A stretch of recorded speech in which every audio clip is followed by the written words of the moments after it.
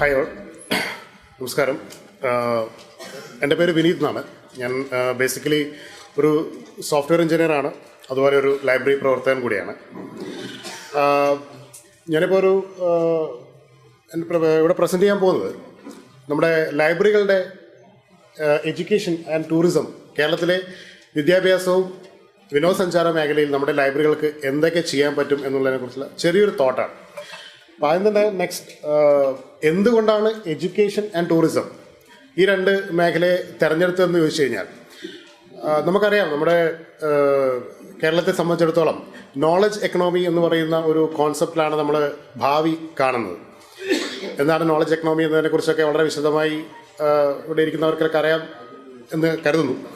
തീർച്ചയായിട്ടും അറിവ് അടിസ്ഥാനമാക്കിയുള്ള ഒരു വലിയൊരു സാമ്പത്തിക സാധ്യത കേരളത്തിനുണ്ട്. നമ്മുടെ സർക്കാർ ഉൾപ്പെടെ അത്തരം കാര്യങ്ങളെ പ്രൊമോട്ട് ചെയ്തുകൊണ്ടിരിക്കുകയാണ്. അതുകൊണ്ട് തന്നെ എഡ്യൂക്കേഷൻ അല്ലെങ്കിൽ വിദ്യാഭ്യാസ മേഖല എന്ന് പറയുന്നത് കേരളത്തെ സംബന്ധിച്ചിടത്തോളം തീർച്ചയായിട്ടും ഏതൊരു സമൂഹത്തെ സംബന്ധിച്ചിടത്തോളം വലിയൊരു വെപ്പണാണ് വിദ്യാഭ്യാസം. അതോടൊപ്പം നമുക്ക് കേരളത്തിൻ്റെ എക്കണോമിയെ കൂടി ബൂസ്റ്റ് ചെയ്യാൻ പറ്റുന്ന അല്ലെങ്കിൽ ലോകത്തിന് പ്രസൻറ്റ് ചെയ്യാൻ പറ്റുന്ന ഒരു സാധ്യത ഉള്ള രണ്ട് മേഖലകളാണ്. അതിലൊന്നാണ് എഡ്യൂക്കേഷൻ, മറ്റൊന്ന് ടൂറിസം. ഇനി എഡ്യൂക്കേഷൻ സെക്ടറിൽ നമ്മുടെ വായനശാലകൾക്ക്, പ്രത്യേകിച്ച് പൊതുജന വായനശാലകൾക്ക് എന്തൊക്കെ ചെയ്യാൻ പറ്റുമെന്നുള്ളതിനെക്കുറിച്ച്, ഭാവിയിൽ എന്തൊക്കെ ചെയ്യാൻ പറ്റുമെന്നുള്ളതിനെക്കുറിച്ചുള്ള തോട്ടാണ്. ഇതുവരെ ചെയ്ത കാര്യങ്ങളെക്കുറിച്ചൊക്കെ നമ്മുടെ ഫസ്റ്റ് പ്രസൻറ്റേഷനിൽ തന്നെ സാറ് പറഞ്ഞിട്ടുണ്ട്. നമുക്ക് എല്ലാവർക്കും അറിയാവുന്ന കാര്യമാണ് സാക്ഷരതാ മിഷൻ തൊട്ടിങ്ങോട്ടുള്ള ഇതുവരെയുള്ള കാര്യങ്ങൾ. ഇനി ഭാവിയിൽ നമുക്കറിയാം എല്ലാം സാങ്കേതികമായിട്ടുള്ള ടെക്നോളജിയെ അടിസ്ഥാനമാക്കിയുള്ള വലിയൊരു ബൂസ്റ്റിംഗ് ആണ് സമൂഹത്തിൽ വരാൻ പോകുന്നത്. പ്രത്യേകിച്ച് ആർട്ടിഫിഷ്യൽ ഇൻ്റലിജൻസ് ഉൾപ്പെടെയുള്ള കാര്യങ്ങൾ സമൂഹത്തെ എത്രത്തോളം മാറ്റിമറിക്കുമെന്ന് നമുക്കിപ്പോൾ ഒരു രീതിയിലും ചിന്തിക്കാൻ പോലും പറ്റാത്ത രീതിയിലുള്ള മാറ്റങ്ങളായിരിക്കാം ഇനി വരാൻ പോകുന്നത്. തീർച്ചയായിട്ടും അതിനെ ഒരു സമൂഹത്തെ പാകപ്പെടുത്തുക എന്ന് പറയുന്നത് എൻ്റെ വലിയൊരു ഉത്തരവാദിത്തം ഏറ്റെടുക്കാൻ നമ്മുടെ വായനശാലകൾക്ക് സാധിക്കും. അതിന് നമ്മൾ ആദ്യം തീർച്ചയായിട്ടും നമ്മുടെ കേരളത്തിൽ 8,000-ന് മുകളിൽ പൊതുജന വായനശാലകളുണ്ടെന്നാണ് കണക്ക്. അതിനേക്കാൾ കൂടുതൽ അക്കാദമിക് വായനശാലകൾ ഉണ്ടാവാൻ സാധ്യതയുണ്ട്, നമ്മുടെ സ്കൂളുകൾ, കോളേജുകൾ, യൂണിവേഴ്സിറ്റികൾ.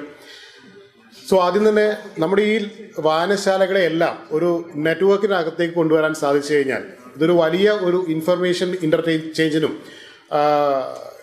ഒക്കെ ഉപകരിക്കുന്ന ഒരു കാര്യമായിട്ട് മാറും.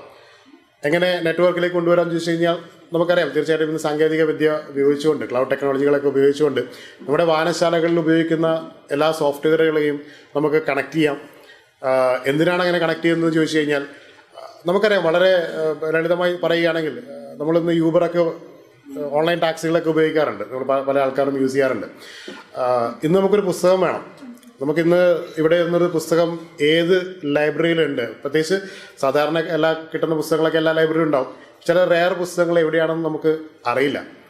ഒരുപക്ഷെ നമ്മുടെ ലൈബ്രറികളെല്ലാം ഒരു നെറ്റ്വർക്കിനകത്തേക്ക് കൊണ്ടുവന്നു കഴിഞ്ഞാൽ, എനിക്കിപ്പോൾ ഒരു പുസ്തകം ഇവിടെ നിന്ന് സെർച്ച് ചെയ്ത് കഴിഞ്ഞാൽ അതെൻ്റെ നിയറസ്റ്റ് ആയിട്ടുള്ള ഏത് ലൈബ്രറിയിലാണ് ആ പുസ്തകം ഉള്ളത്, അല്ലെങ്കിൽ ഞാനൊരു പ്രത്യേക ഇൻഫർമേഷനാണ് തരുന്നതെങ്കിൽ ആ ഇൻഫർമേഷൻ ഒന്ന് സെർച്ച് ചെയ്ത് കൊടുത്തു കഴിഞ്ഞാൽ അത് നമ്മുടെ ചുറ്റുപാടത്തുള്ള ഏത് ലൈബ്രറിയിൽ അത് അവൈലബിൾ ആണെന്ന് എനിക്കറിയാൻ പറ്റും.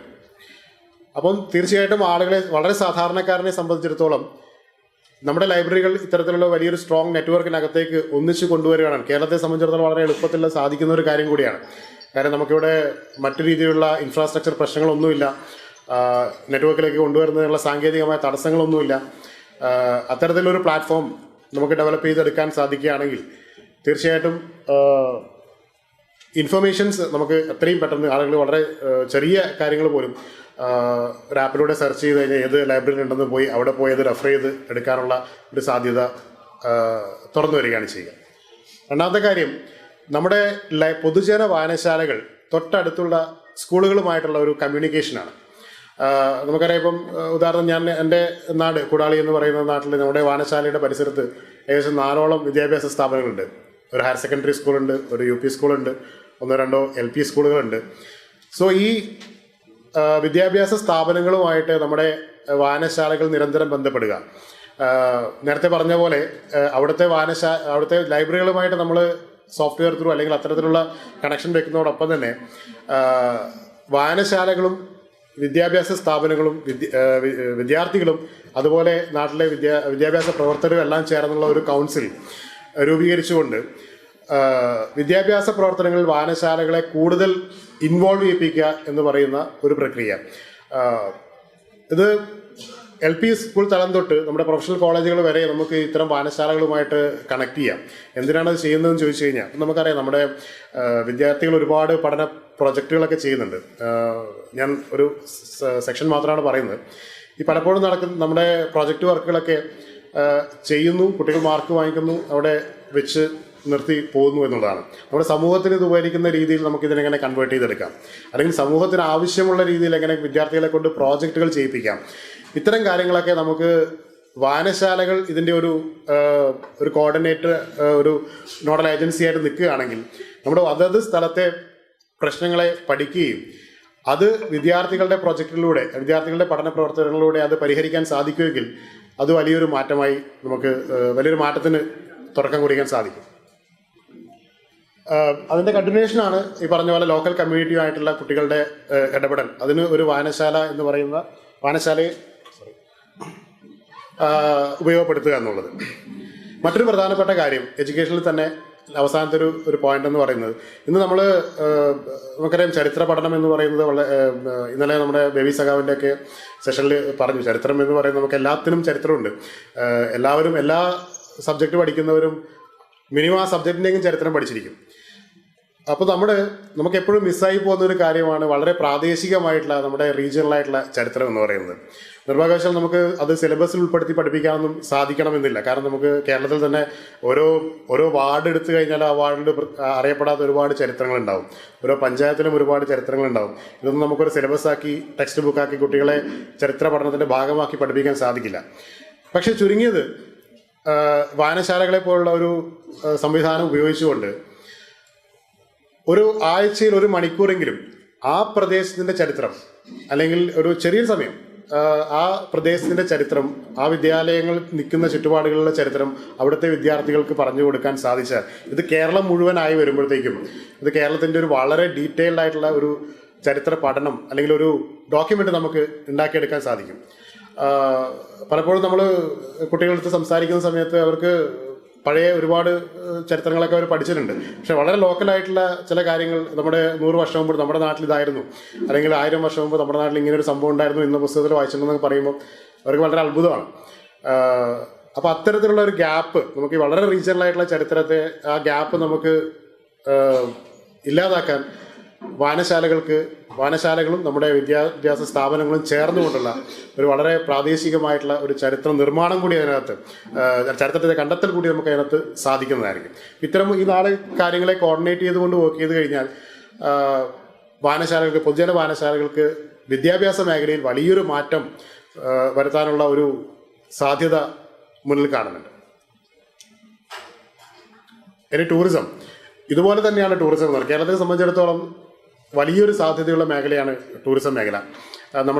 നമുക്കറിയാം, നമുക്ക് കേരളത്തിൽ വലിയ മാനുഫാക്ചറിങ് ഇൻഡസ്ട്രികളൊന്നും കൊണ്ടുവന്ന് കേരളത്തിൻ്റെ എക്കണോമിയെ മുന്നോട്ട് കൊണ്ടുപോകാൻ ഒരുപാട് ബുദ്ധിമുട്ടുകളുണ്ട്. നമ്മുടെ ഭൂമിശാസ്ത്രപരമായ പ്രത്യേകതകൾ, ജനസംഖ്യ, ഇതൊക്കെ കൊണ്ട് തന്നെ നമുക്ക് യോജിച്ചൊരു മേഖലയല്ല വലിയ മാനുഫാക്ചറിങ് ഇൻഡസ്ട്രികളൊന്നും. എന്നാൽ ടൂറിസം നമുക്ക് നമ്മുടെ ഒരു സർവീസ് സെക്ടർ എന്നുള്ള രീതിയിലും വളരെ നല്ല രീതിയിൽ ലോകത്ത് സെല് ചെയ്യാൻ പറ്റുന്ന ഒരു കമ്പോണൻ്റാണ് ടൂറിസം എന്ന് പറയുന്നത്. ഈ ടൂറിസത്തെയും നമുക്ക് വായനശാലകളെ ഒരു ടൂറിസം ഫെസിലിറ്റേഷൻ സെൻ്ററാക്കി മാറ്റിക്കഴിഞ്ഞാൽ, നമുക്കറിയാം 8000-ഓളം പൊതുജന വായനശാലകളാണ് നമുക്കുള്ളത്. അപ്പോൾ കേരളത്തിൽ വന്നിറങ്ങുന്ന ഒരു ടൂറിസ്റ്റിന്, അല്ലെങ്കിൽ അത് മറ്റൊരു സംസ്ഥാനത്ത് നിന്ന് വരുന്നവരട്ടെ അല്ലെങ്കിൽ വിദേശത്ത് നിന്ന് വരുന്ന ആളുകട്ടെ, യാതൊരു ബുദ്ധിമുട്ടും ഇല്ലാതെ എവിടെ പോയാലും ഏതൊരു ഇൻഫർമേഷനും കിട്ടുന്ന, അതായത് ആ പ്രാദേശികമായുള്ള ഇൻഫർമേഷൻ കിട്ടുന്ന ഒരു ഫെസിലിറ്റേഷൻ സെൻ്ററായിട്ട് നമുക്ക് നമ്മുടെ പൊതുജന വായനശാലകളെ മാറ്റിയെടുക്കാൻ പറ്റും. മാത്രമല്ല, ടൂറിസം ക്ലബ്ബുകൾ വായനശാലക്കകത്ത് രൂപീകരിക്കുമ്പോൾ കേരളത്തെ സംബന്ധിച്ചിടത്തോളം ഓരോ പഞ്ചായത്തിലൂടെ നടന്നു കഴിഞ്ഞാൽ നമുക്കറിയാം ഒരുപാട് അൺഎക്സ്പ്ലോർഡ് ആയിട്ടുള്ള ഡെസ്റ്റിനേഷൻസ് ഉണ്ട്. കണ്ടു കഴിഞ്ഞാൽ നമ്മൾ ഞെട്ടിപ്പോകുന്ന ഒരുപാട് വളരെ മനോഹരമായ സ്ഥലങ്ങൾ നമുക്ക് നമ്മുടെ കേരളത്തിലുണ്ട്. പക്ഷെ അതൊക്കെ ആ പ്രാദേശികമായിട്ടുള്ള ഏരിയയിലുള്ള ആളുകൾക്ക് മാത്രം ചിലപ്പോൾ അറിയാവുന്ന സംഭവങ്ങളായിരിക്കാം. അപ്പോൾ ഇത്തരം ഒരു സംവിധാനത്തിലൂടെ, ഒരു നെറ്റ്വർക്കിലൂടെ വായനശാലയെ ഫെസിലിറ്റേഷൻ സെൻ്ററാക്കി മാറ്റിക്കൊണ്ട് ഈ ടൂറിസ്റ്റത്തെ എക്സ്പ്ലോർ ചെയ്യാൻ സാധിച്ചു കഴിഞ്ഞാൽ കേരളം മുഴുവൻ ഒരറ്റത്ത് നിന്ന് മറ്റേ അറ്റം വരെ ഒരു വലിയൊരു ടൂറിസം ഡെസ്റ്റിനേഷനാക്കി നമുക്ക് കൊണ്ടുവരാൻ സാധിക്കും. മാത്രമല്ല കേരളത്തിലേക്ക് വരുന്ന വിനോദ സഞ്ചാരികൾക്ക് ഒരു ബുദ്ധിമുട്ടുമില്ലാതെ മുഴുവൻ കാര്യങ്ങളും മനസ്സിലാക്കി ഏത് കോണിൽ പോയി കഴിഞ്ഞാലും ടൂറിസത്തിൻ്റെ സാധ്യതകളെല്ലാം കണ്ട് മനസ്സിലാക്കി തിരിച്ചു പോകാൻ പറ്റുന്ന ഒരു സംവിധാനമാക്കി പൊതുജന വായനശാലകളെ മാറ്റാനും സാധിക്കുന്നതാണ്. ഈ രണ്ട് കാര്യങ്ങളായിരുന്നു ഒരു ചെറിയ ഒരു തോട്ടാണ് ഞാനിവിടെ ഷെയർ ചെയ്തത്. Okay, thank you.